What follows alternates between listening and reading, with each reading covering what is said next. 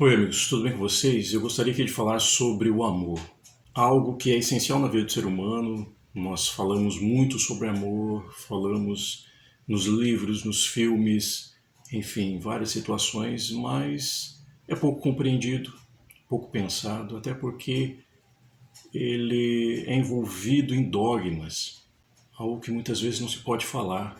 É quase um tabu falar sobre o amor ou pensar o amor, porque está associado a uma ideia divina também, uma ideia de Deus. Não é à toa que um verso bíblico diz assim: Deus é amor. Ora, se Deus é amor, amor é Deus. Então está associado a isso. E se nós não podemos pensar Deus, há uma certa proibição em pensar Deus, acaba que respingando também na ideia do amor. Não podemos pensar o amor, chegar a uma conclusão sobre amor. E de fato é algo muito amplo. Pela língua portuguesa, amor é um substantivo abstrato. Ou seja, não é concreto, é abstrato. Ele vai se modificando, se moldando de acordo com o sujeito. O sujeito que lhe experimenta, o sujeito que lhe fala, que lhe nomeia. E aqui eu estou como um desses sujeitos que propõe uma fala sobre o amor. Eu acredito que é algo importante nós pensarmos sobre isso, porque talvez não pensar o amor pode gerar realmente algo dogmático. E o dogma, ele aprisiona, ele produz conflitos, ele não constrói. Pois bem, eu penso que tudo é um processo de maturidade, tudo é um processo de maturação. Ou seja, existe um início e há um desenvolvimento para se chegar num tipo de maturidade. Assim é a vida humana, assim é tudo, assim é a natureza, as plantas, as árvores, enfim. Tudo começa e se desenvolve para um estágio mais maduro e elevado. E penso que o amor também seja assim, entendendo o amor como um processo de relação com a vida, um processo de relação social, de relação com o outro. Ou seja, eu só entendo o amor na existência de um outro, diante de um outro. Assim como eu entendo a vida diante de um outro, não há entendimento de amor e vida sozinho. Até porque isso é impossível. Nós somos seres coletivos que nos formamos na presença de outros seres. E é interessante pensar o amor, então, como processo de desenvolvimento. A Freud, o pai da psicanálise, no século XIX, início do século XX, ele traz a ideia das fases de desenvolvimento da criança.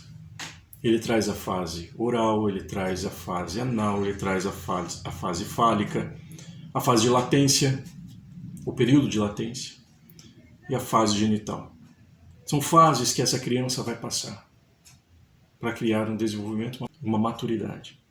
E Erikson, que também foi um psicanalista, ele vai trazer similaridades acerca dessas fases. Erikson vai falar das fases psicossociais. São crises psicossociais que essa criança vai passar e que está associado às fases que Freud nomeou. Então Erikson vai falar sobre a fase da confiança básica versus desconfiança, que está associada à fase oral, que Freud falou, a crise da autonomia versus vergonha e dúvida, que está dentro da fase anal. Vai ter a crise indústria versus inferioridade, que está relacionada à fase fálica. E a identidade versus confusões de papéis, que está dentro da fase genital. Então são crises. E nós podemos entender essas crises, crise significa uma mudança necessária para que se haja um crescimento. Então, as fases psicossexuais de Freud estão associadas às fases psicossociais de Erikson. E aqui a gente pode entender o amor. Para o grego, o amor, ele não existe uma palavra apenas, como nós no português. Nós falamos amor, mas este amor é generalizado para todas as coisas. O amor ao cachorro, o amor à família, o amor ao cônjuge, o amor ao carro, o amor a tudo. Mas os gregos tinham palavras diferentes para determinadas situações e ocasiões. Os gregos pensavam essa ideia do amor utilizando algumas palavras como porneia, eros, filia, ludus, storge, ou storgé, como alguns falam, o pragma, filautia e ágape. São algumas das palavras que os gregos utilizavam para se referir àquilo que a gente entende como amor, que é um aspecto afetivo, um aspecto relacional com o outro. Então, se nós pensarmos o amor como fases de maturação, assim como essas fases de Freud, essas fases de Erikson, que está associado ali, nós podemos entender que esse aspecto de relação com o outro, esse processo, pode estar junto com isso. E é como nós vamos, na fase adulta, por exemplo, eu com 40 anos, é como eu vou pensar e vou entender o amor hoje. Aqui, eu quero trazer esse aspecto do amor, da relação amorosa entre um homem e uma mulher. Que para se chegar nessa relação madura, relação amorosa com o outro, com a esposa ou com o marido, é preciso passar por alguns entendimentos sobre o amor. E aqui eu quero usar então essas palavras e esses entendimentos do grego, associando a Freud e a Erikson. Então, nessa primeira fase oral, a fase da criança, a fase ali do bebê, nós vamos ter um contato com o eros, com o desejo, com o prazer. Nós vamos nos relacionar com o prazer, ou seja, com uma atenção que nós temos e o alívio dessa atenção através de um objeto que vai nos aliviar, um objeto de amor que vai nos aliviar. No caso, é o seio da mãe. Fase oral é onde o prazer está aqui nos lábios. Por isso é a fase do sugar. Este amor, nesse processo, que a gente até pode colocar como uma paixão, é algo passional, onde eu sugo aquilo que eu preciso do outro.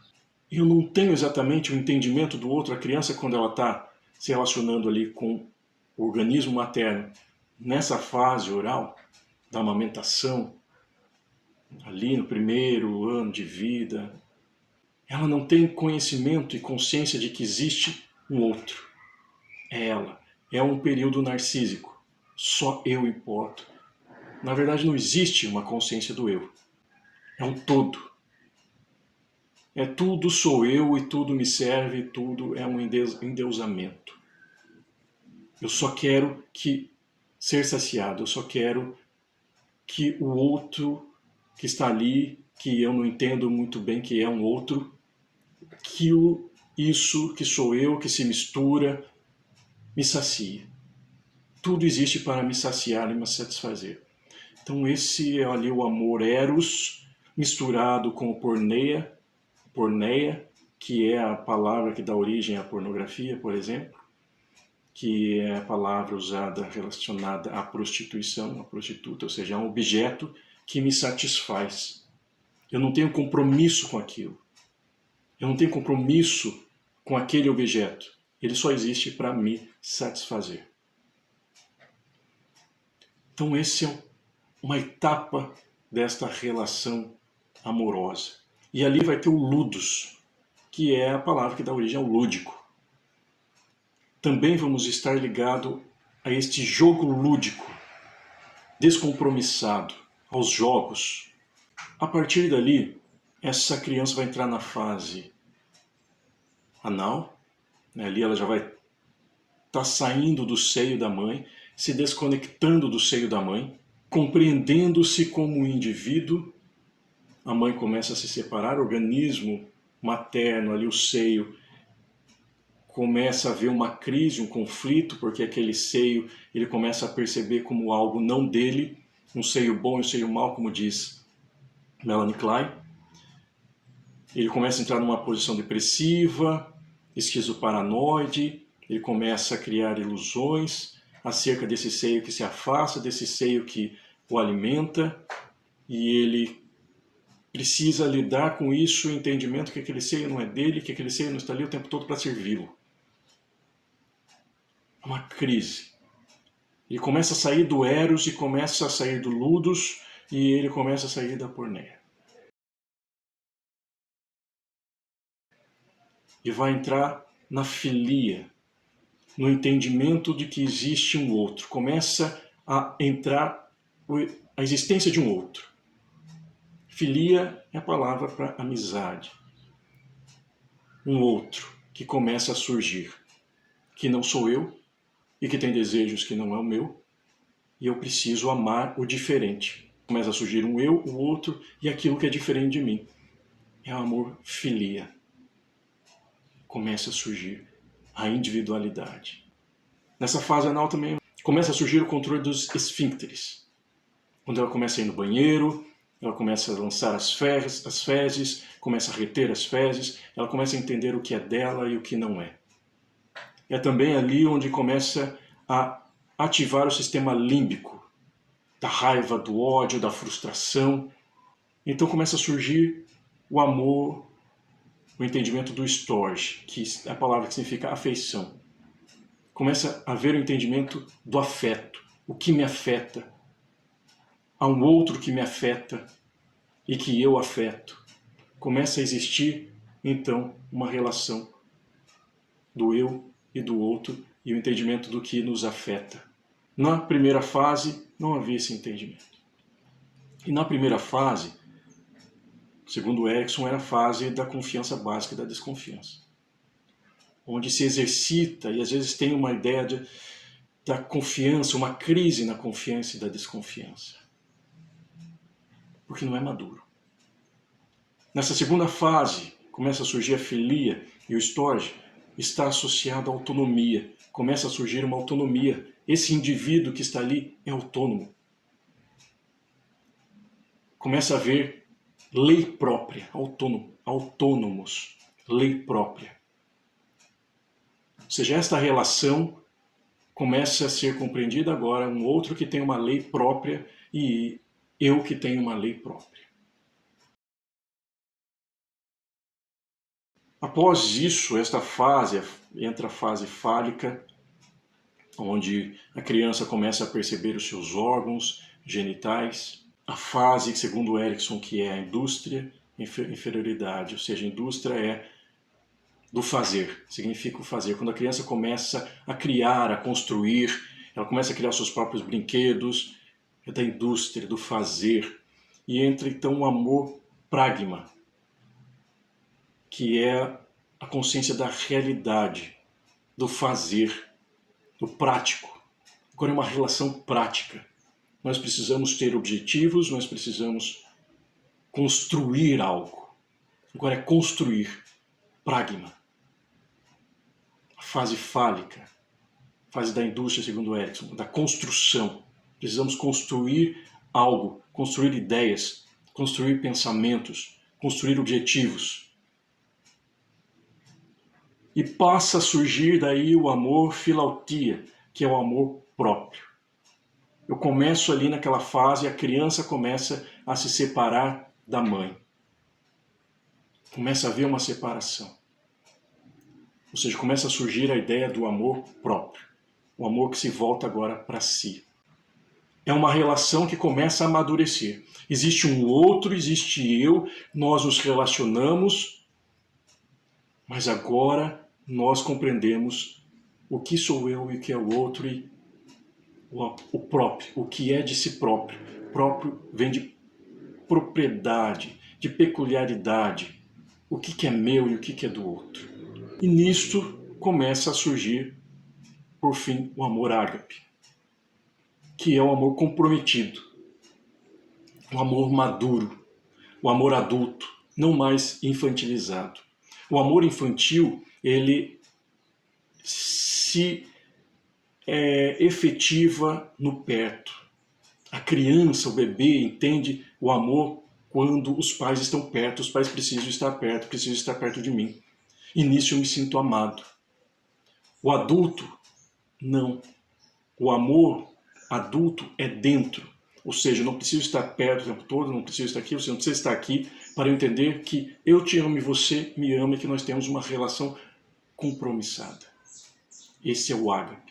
E chegamos numa maturidade, nessas fases que o amor precisa passar. Precisamos superar as fases para se chegar numa maturidade. Então é extremamente importante essa compreensão, ao meu ver, para que a gente entenda as crises que cada fase tem e que não podemos parar em determinadas fases. Então essa ideia de sairmos da imaturidade em relação ao amor entre duas pessoas. A relação imatura, ela tem duas pessoas que olham uma para a outra, apenas uma para a outra. Mas a relação madura são duas pessoas que estão juntas, mas olham para frente, não apenas uma para a outra. Então, uma relação madura, amorosa, são duas pessoas que olham para frente.